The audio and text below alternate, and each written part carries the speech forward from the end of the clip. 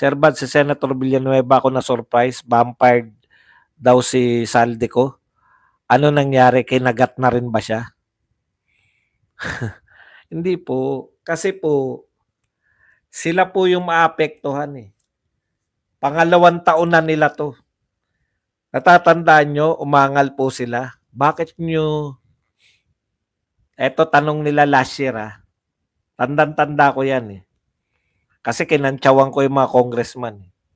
Yung pumapalag po, ito sila Senator Amy at iba pang, tsaka si Senator Bato. Sabi nila, pinapirmahan nyo kami tapos nag-insert kayo. Wala naman sa usapan niyang akap. Tandang-tanda ko yung akap eh. Wala naman sa usapan niyang akap. Pumirma kami, wala pa yung akap, tapos in-insert nyo. Ano sabi ng mga congressman? Pumipirma kayo na hindi nyo binabasa? Ngayon po, para po hindi maibalik sa kanila na pumipirma sila na hindi nila binasa, yun po ang sasabihin nila. Walang blanco nung pinirmahan ko yan. Galing po sa Senado eh. Sabi ng UNTV reporter, galing sa inyo yung pinagbatayan niya eh. Kinumpara nung hiningi sa inyo, kinumpara, at saka yung pinapakita ni Ungab, pareho. It's so sad, ginagawang bobo mga Pilipino. Correct. Ano po yung sigaw ng 2 milyong Iglesia ni Cristo? Hindi kami mangmang. Mas lalong hindi kami bobo. Well, na-surprise ako. 7 senador ang hindi pumirma. Hindi po. Pumirma na sila, nakapirma na. Binawi nila yung pirma nila. Yung ano po to yung sex bill Sabi ni Adjong, tigilan na daw ang pag-invoke. The right to self-incrimination, nagdidiktador na sila. Aba, hindi po. Yan po ang problema pagka yung mga mambabatas natin ayaw igalang ang saligang batas. Meron pong karapatan kahit sino po. Katulad po ng kinuwento ko kahapon o kanina. Maging si Miriam Defensor Santiago, magaling na pong senador yun. Abogado magaling, mahusay ang utak. Ano po sabi niya? Napapanood ko noon eh. May nag-invoke ng rights to self-incrimination. Wala po siyang masabi. Pero nung nakatatlo na sinabi niya, alam mo, mayroon ka namang karapatan. Pero nanonood marami sa atin. At nakikita nila yung hindi mo pagsagot ay para ka ng guilty. Yun lang ang sinabi niya. Pero pinakontempt niya ba dahil ayaw sumagot? Karapatan yan. Sa mga taong sumusunod sa batas, iginagalang niyang karapatan na yan. Ganyan. Nakagarapal ang administrasyon ni BBM, walang kabisugan sa pagkananakaw sa pondo ng bayan. Garapal po talaga eh. Tapos ang pagkukunan lang naman, utang, benta, wala kita, utang, benta. Liit kita, dami utang, daming benta, wala proyekto. Yan ang paano ko po natiyak na walang proyekto? Pucha, ang lakas ng loob. Sabi ng DOTR, ang pinakamalaki naming project ay privatization na NAIA. Kailan pa po naging project yung privatization? Yung DOT naman, nagpapasalamat ako kay President Bongbong Marcos. DOT, ano naman to tourism. Dahil po sa privatization na NAIA.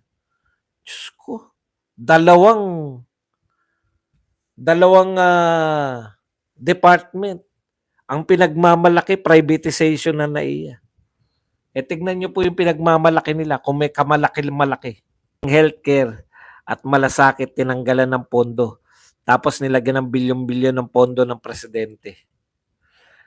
Grabe po. Ang laki po ng dinagdag nila, presidente, Senate at saka House of Representative, no? Wala po 'yan habang nanonood ang mga tao. Pag hindi na po nanonood ang tao sa BICAM, Sir Bans, may amnesia na 'tong gobyerno. Isa ang pattern ng pagsisinungaling. Alam niyo po, ano 'no, eh, hindi ko talaga makuha kung bakit po halos araw-araw may anomalya, halos araw-araw may natutuklasan tayong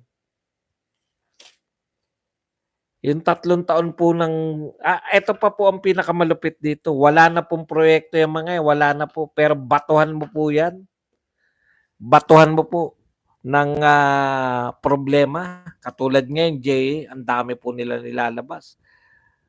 Eto ba ang itsura ng Singapore ng Pilipinas, Davao City? Ganun, no? Puta, sabi ko nga doon sa nagpo-post nun, pinapakita po nila yung bandang area ng Davao City na may mga mahihirap na bahay. Sabi ko, wala na ba kayong gagawin kundi tirahin ng mga Duterte talaga? 3 taon na yung presidente ng Pilipinas. Wala ba kayong ipagmamalaki man lang na ano? Bongbong Marcos naman. Basta may niluluto silang kabalbalan, may katapat na anomalya, kinasuhan si Dado, kamukat-mukat mo, may anomalya sa budget, KOJC na benta ang ginto. Ay, ang panahon ba ng KOJC yan? Alam niyo po, malala pala, no? Sinasabi po yung KOJC, nako, ano pala yan?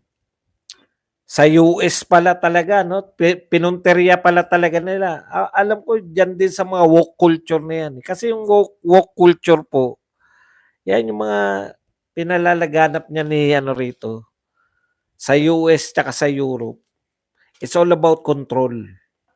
Gusto po nilang kontrolin. Siyempre, sino po ba sa tingin niyo yung unang tumututol? Ito po sa US, hindi lang po yung KOJC. Yung lahat po na relihiyon na tumututol dyan sa mga gender fluidity na yan. Yan yung inatake ng mga to. Kaya damay-damay po. Kala nyo dito lang sa Pilipinas yung KOJC. Kasama po doon yung atake po doon sa Amerika yan. Marami pong mga simbahan. Kasi numero uno nilang kalaban simbahan.